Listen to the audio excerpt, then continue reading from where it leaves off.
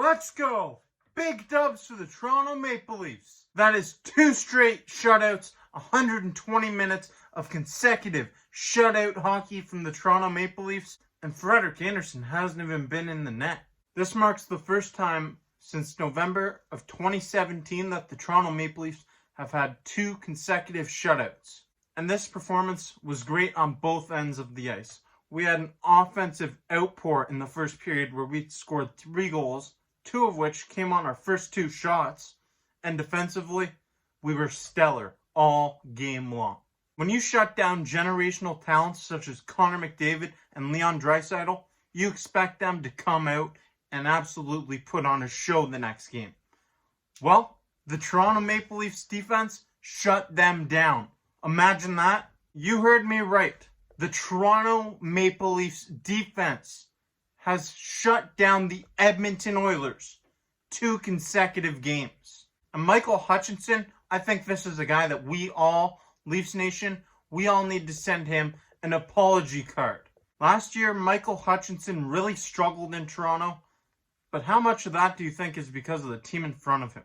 The team in front of him this year is much more solid defensively than it was last year. And it shows, as Michael Hutchinson has a 3-1 record early on, and he looks like a completely different goalie than he did last year. But on the first 2 shots of the game, the Toronto Maple Leafs score. Zach Hyman to open up, and then William Nylander gets his 4th goal in 3 games. And William Nylander, he's been stellar. So for all you who want to trade him away, just sit back, grab some popcorn, and watch the show, because he's been amazing. How about that performance from Morgan Rielly? He was outstanding on both ends of the ice. He was joining up on the rush. He was like a 4th forward, but he gets back defensively, and he played stellar. He had a goal, an assist, a penalty. He did it all, and he was a great fantasy asset as well. My fantasy team doing pretty good because of Morgan Rielly tonight. Morgan Rielly's performance tonight helped boost the Toronto Maple Leafs to a 3-0 win over the Edmonton Oilers, and it helped bolster my fantasy hockey team to an early lead, and he put up over 20 points tonight. It was great to see. After the first period, the Edmonton Oilers yanked Mikko Koskinen out of their goal, and I mean, you can't really blame them. I wouldn't have much confidence in him as a goaltender either. I have more confidence in Michael Hutchinson right now. And Mike Smith came in, and he did his job. He slammed the door on the Toronto Maple Leafs, didn't allow a goal, but he really didn't face that many shots. And the Edmonton Oilers couldn't get anything going offensively. They had a couple power play opportunities, but not much going. Connor McDavid and Leon Draisaitl, they really were irrelevant in this game. It's not very surprising to see that the Edmonton Oilers were getting frustrated out there. The Toronto Maple Leafs have gotten under the skin of the Edmonton Oilers. They're 4-1-1 against this team throughout this season. And the Oilers are 8 points behind the Toronto Maple Leafs for first in the North Division. The Toronto Maple Leafs are the team in the way of the Edmonton Oilers right now. And it's not surprising it got a little chippy at the end of the game. There was a bunch of pushing, some scrappiness, but nothing too major, no fights.